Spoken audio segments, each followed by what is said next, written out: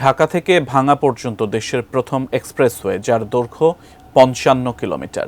এর মধ্যে ঢাকা মাওয়া মুন্সিগঞ্জ অংশে রয়েছে ৩৫ কিলোমিটার। বাস, ট্রাক, সিএনজি ও মোটরসাইকেলের বেপরোয়া গতির কারণে প্রতিনিয়তই ঘটছে দুর্ঘটনা। মাওয়া এক্সপ্রেসওয়ের হাসারা থেকে বিস্তারিত জানিয়েছেন মুন্সিগঞ্জ প্রতিনিধি ভবতোষ চৌধুরী নূপুর।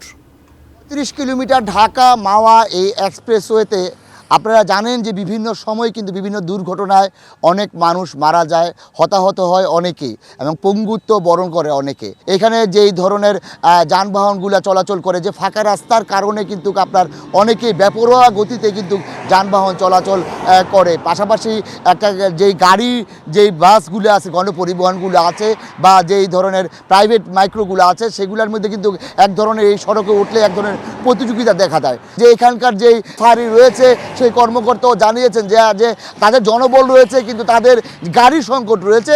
যদি সেই গাড়ির সংকটগুলা এবং সিসি ক্যামেরাগুলো যদি পর্যাপ্ত পরিমাণে দেওয়া যায় এবং এই স্পিড গান যদি পর্যাপ্ত পরিমাণে দেওয়া যায়, তাহলে এই ৩৫ কিলোমিটারের যেই সড়ক রয়েছে সেই সড়কটিতে তারা একেবারেই যেই সড়ক দুর্ঘটনা রয়েছে সেগুলো নির্মূল করতে পারবেন। এই ছিল আমার কাছে মাওয়ার হাসারা পয়েন্ট থেকে সর্বশেষ পরিস্থিতি।